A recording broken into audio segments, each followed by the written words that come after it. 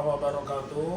Ketemu kembali di channel MTNP Lavom yang memakai tagline cerdas, jernih, jujur, dan pemberani. Saya hari ini ngevlog. Kebetulan pada saat ngevlog ini di UNS tengah terjadi demo, ya, tepatnya pukul 14 di Rektorat, ya. Demo dengan mengusung tema bahwa tower UNS yes, tapi saprasnya tidak yes, dan mereka ditemui wakil dekan 1, 2, 3, dan 4, tapi Pak Rektornya tidak ada, ya. Dulu padahal waktu demo sebelah, ya saya sebut sebelah karena di UNS ini dikembangkan posisi dan oposisi, ya. Nah, dulu waktu posisi demo artinya demonstran mahasiswa yang dikelola oleh para dekan dan disetujui oleh rektor itu diterima langsung oleh Prof. Jamal, yang hari ini tidak. Nah, saya ingin sampaikan pasal 6 pendidikan tinggi itu mengatakan bahwa sivitas akademikan itu diperbolehkan berpolemik, berbeda pendapat. Yang kedua, harus menjunjung tinggi keadilan dan asasi manusia, yang kedua. Dan yang ketiga itu mengembangkan proses akademik itu ya ilmiah. Nah, kalau lihat dari pasal 6 itu berarti kan sebenarnya berbeda pendapat itu boleh, dan hari ini dibuktikan oleh Badan Eksekutif Mahasiswa UNS itu tidak baik-baik saja.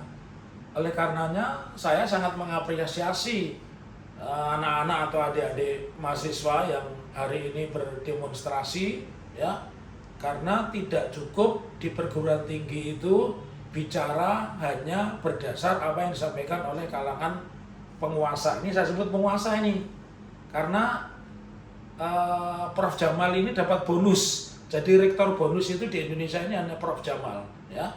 Artinya jabatannya selesai diperpanjang lagi dan jadi rektor lagi, serta melakukan komposisi, termasuk wakil rektor yang dianggap dalam tanda petik oposisi atau tidak sejalan itu dicopot begitu. Tapi saya ingin ingatkan, ya, bahwa nafas perguruan tinggi selain tercermin dari 3 hal tadi, tidak cukup hanya membangga-banggakan bahwa perguruan tinggi CIEK termasuk UNS ini, termasuk klaster ini 10 besar ini tidak cukup, karena yang dirasa itu harus tridharmanya salah satu, dan dharma yang menonjol itu adalah kepada masyarakat itu apa begitu. Kalau dunia ilmiah tidak mengembangkan perbedaan pendapat dan melakukan praktek diskriminasi yang sangat dilarang di dalam pasal 6 Undang-Undang tentang Perguruan Tinggi, ya berarti kita boleh katakan perguruan tinggi itu sekarang menjadi semacam sebuah kekuatan politik baru atau oligarki baru. Kenapa saya bilang? Karena itu bertolak belakang dengan penyebutan kampus merdeka. Nih, denger nih, para mahasiswa, para guru besar UNS, saya alumni UNS, saya doktor ke-10, saya bukan doktor abal-abal. Kenapa saya bilang abal-abal? Karena banyak doktor itu yang nulis disertasi itu dibikinkan. Bahkan karya tulisnya di jurnal itu juga pesanan tuh banyak. Dan itu ada harganya, ya. Tapi kalau saya buka nggak penting lah, itu nggak penting karena mengganggu kebahagiaan para dokter. Saya doktor ke-10 UNS dan saya sudah menulis buku lebih dari 11 buku, ya, yang saya tulis, artinya membuktikan saya bukan dokter abal-abal, karena kuliah saya bukan hanya kuliah Jumat Sabtu atau bukan hanya Sabtu saja. Kuliah saya Senin sampai Sabtu pada saat itu, karena PDIH saya angkatan kedua, angkatan 2008. Oke, kembali pada tadi, tidak boleh diskriminasi, mengembangkan perdebatan ilmiah, ya. Tentunya pernyataan Kamus Merdeka ini perlu digugat. Kenapa perlu digugat? Bagaimana mungkin disebut kampus merdeka yang memperbolehkan orang berpikir merdeka, berbeda pendapat, bahkan tidak boleh melakukan diskriminasi. Sekarang terjadi praktek diskriminasi. Hanya orang-orang yang dekat dengan kalangan penguasa saja yang boleh jadi rektor, dan dengan enaknya mereka memberi stigma atau stempel buruk kepada kompetitornya. Itu bukan nafas perguruan tinggi, dan artinya itu juga bukan tempat yang disebut merdeka.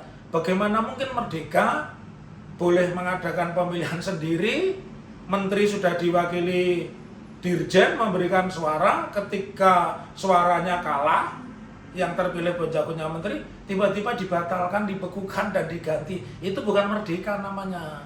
Itu namanya oligarki. Oligarki itu seolah-olah bikin aturan, seolah-olah bikin hukum, seolah-olah demokrasi, tapi sesungguhnya bukan hukum dan anti demokrasi.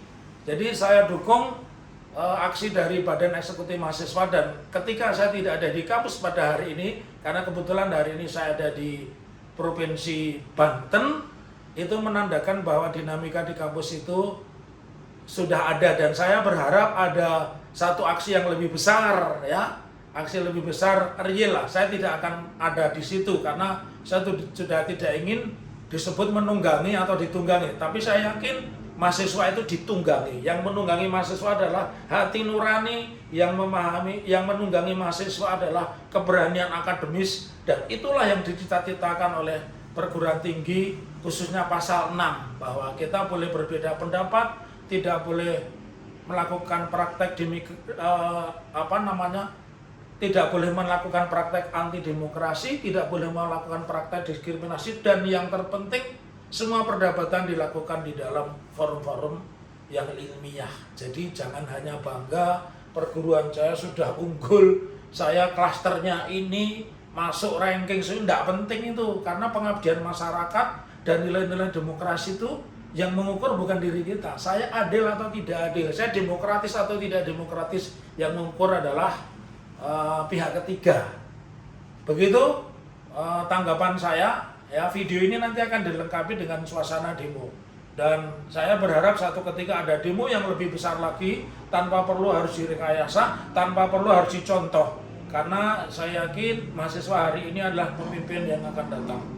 Salam dari saya, jujur, cerdas, jernih, dan jujur berani. Jangan lupa harus menjadi orang merdeka, berpikir merdeka, hidup di negara merdeka, dan kita merdekakan negara ini, termasuk kampus UNS. Assalamualaikum warahmatullahi wabarakatuh.